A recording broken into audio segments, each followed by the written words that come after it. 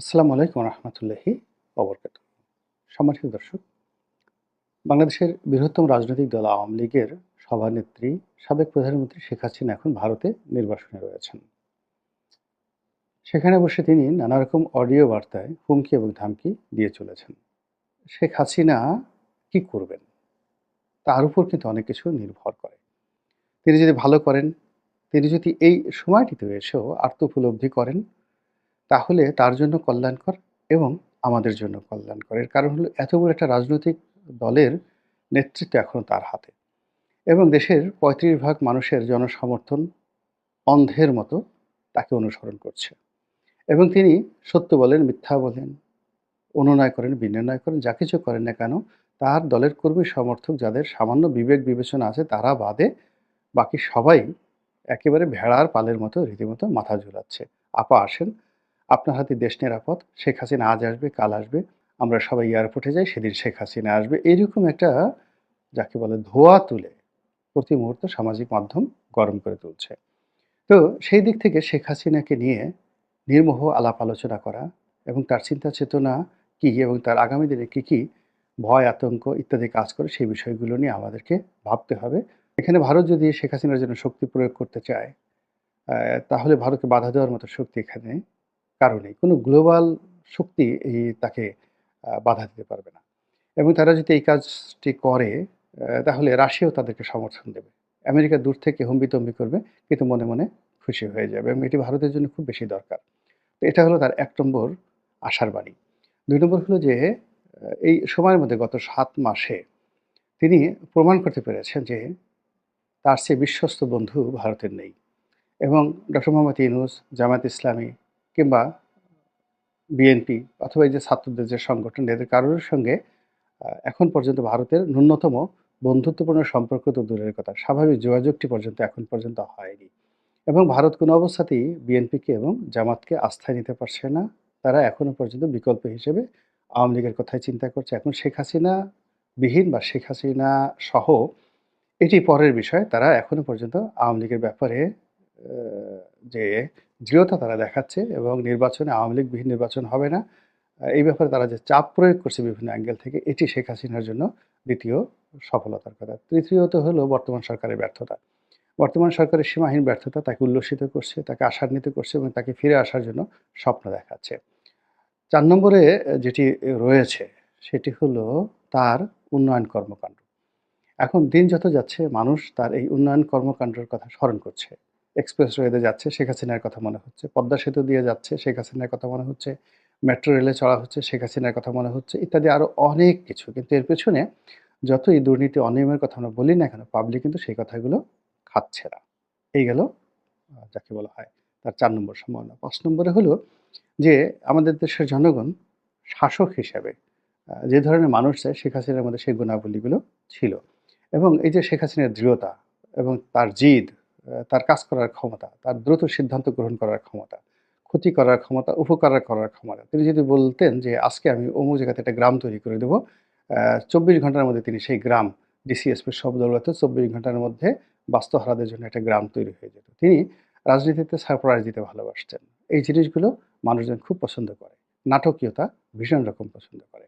এটি হলো তার আ ৬ নম্বর। আর ৭ নম্বর হলো তার যে সঙ্গী সাথী তিনি তৈরি করে ফেলেছিলেন ব্যবসা-বাণিজ্য, শিল্প, সাহিত্যে। এরা সবাই এই গত ৭ মাসে সিমেন্টেড হয়ে গেছে।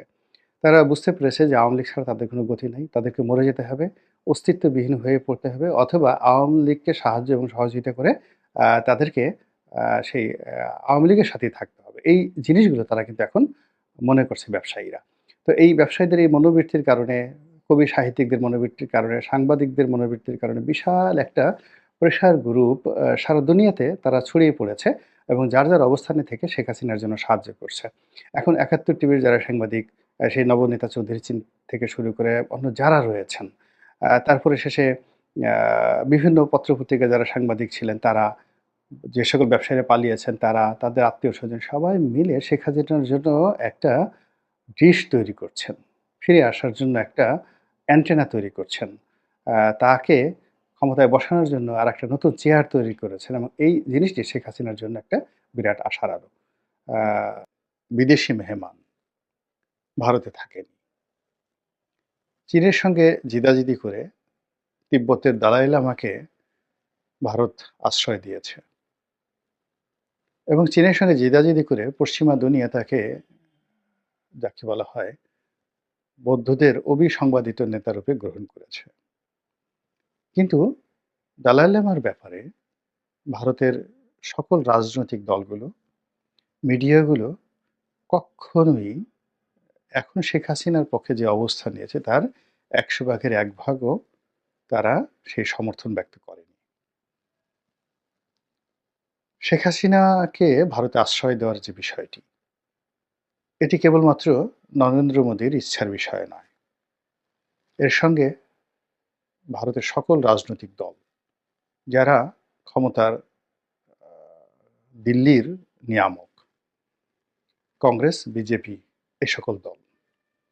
এর বাইরে বিভিন্ন প্রদেশে বড়, বড় যে দলগুলো রয়েছে, তারা সবাই সম্মিলিতভাবে বৈঠক করে শেখ হাসিনাকে আশ্রয় দেওয়া, প্রশ্রয় দেওয়া এই সকল বিষয়ে তারা সিদ্ধান্ত নিয়েছে।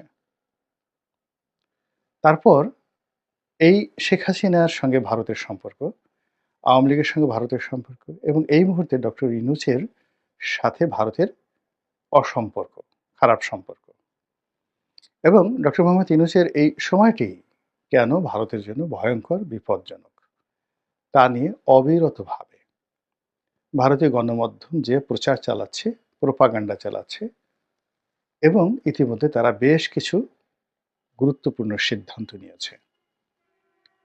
তারা ভিসা বন্ধ রেখেছে, সীমান্ত বন্ধ রেখেছে এবং অনেকগুলো, বিশেষ করে গাড়ির যে যন্ত্রাংশ, এগুলো রপ্তানি বন্ধ রেখেছে।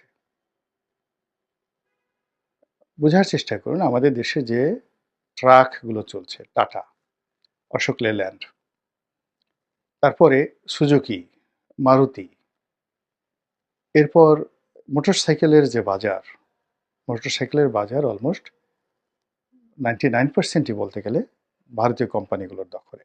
সেটা ইয়ামাহা বলেন, হুন্ডা বলেন বা রয়্যাল এনফিল্ড বলেন। পুরোটাই এখন বন্ধ করে রেখেছে।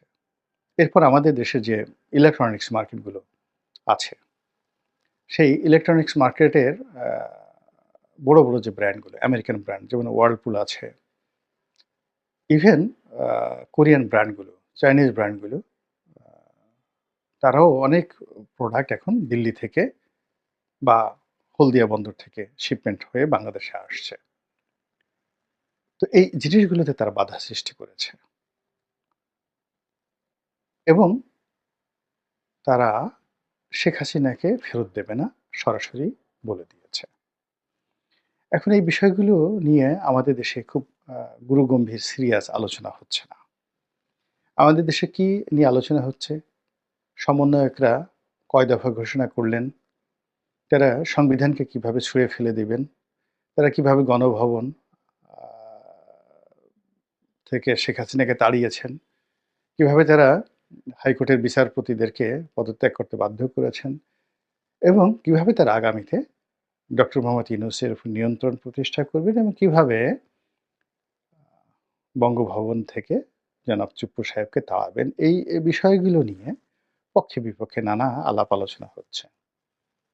এর বাইরে কিছু অতিরিক্ত কল্পনাপ্রসূত বিষয় নিয়ে আলোচনা হচ্ছে। পাকিস্তানের সঙ্গে বাংলাদেশের সম্পর্ক এবং পাকিস্তানের সাহায্য নিয়ে, সহযোগিতা নিয়ে আমরা কিভাবে ভারতকে মোকাবেলা করব।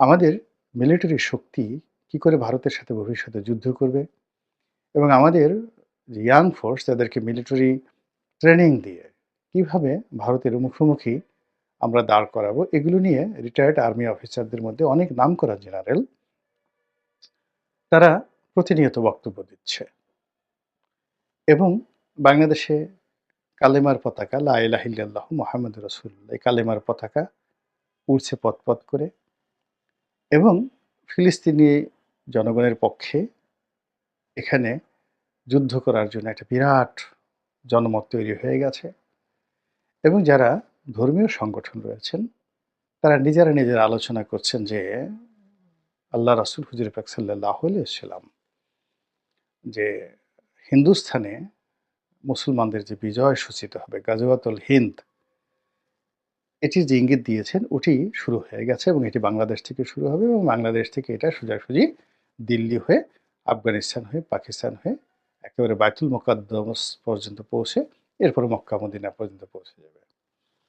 তো বোঝার চেষ্টা করুন ১৮ কোটি মানুষের মধ্যে যদি এটা বিরাট অংশ এইভাবে চিন্তা ভাবনা করে, তাহলে কি পরিণত হতে পারে? অবাক করার ব্যাপার হলো যে একটা সময় মধ্যযুগে পৃথিবীর সবচেয়ে বড় একটা সাম্রাজ্য মুসলমানরা প্রতিষ্ঠা করেছিল মধ্য এশিয়াতে,